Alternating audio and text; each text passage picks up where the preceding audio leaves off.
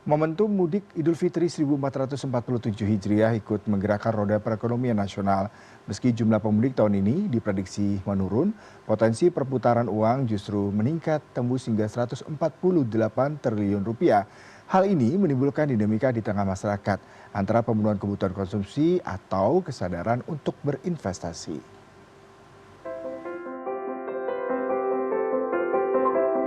Pergerakan masyarakat pada masa mudik lebaran tahun ini ikut menggerakkan roda perekonomian nasional. Momentum ini diandalkan karena tingginya daya beli warga saat merayakan hari kemenangan. Potensi perputaran uang pada periode lebaran 2026 diproyeksi menembus 148 triliun rupiah. Meski jumlah pemudik turun 1,75% dibanding tahun lalu. Namun, dampak ekonomi yang dihasilkan dinilai tidak akan berkurang. Jor-joran aja sih, maksudnya kayak biar bisa bahagiain sementara untuk anak kecil gitu-gitu, bahagiain orang tua dulu gitu kan. Jadi kalau memang misalnya kan kedepannya juga bisa kayak ditabung lagi, kayak gitu aja sih ya. Namun di sisi lain, sebagian warga justru memilih untuk menahan diri dan tetap melek investasi demi kebutuhan jangka panjang.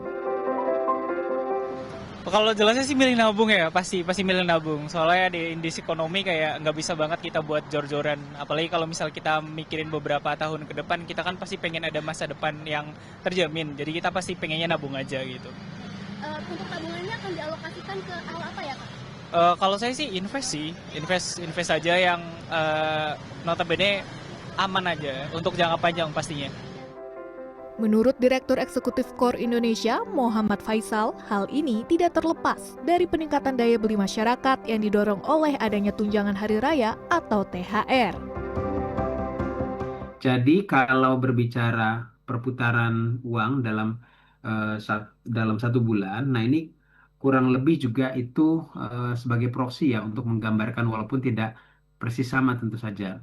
Nah kalau kita anggaplah bahwa spending daripada masyarakat itu pada masa Lebaran itu banyak di drive juga oleh tambahan income karena THR.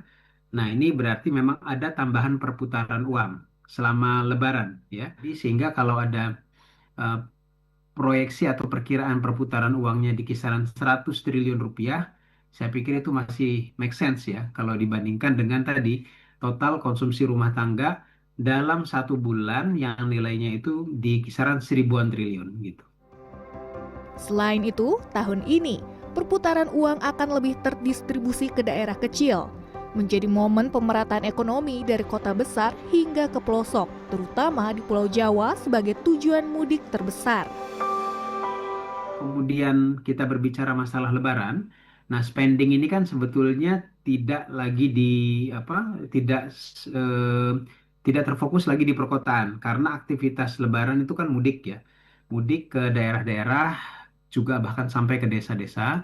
Jadi artinya perputaran uang pada masa Lebaran itu lebih terdistribusi ya dari daerah-daerah perkotaan ke daerah yang dari kota besar ke kota-kota yang lebih kecil bahkan ke daerah-daerah sampai ke desa-desa.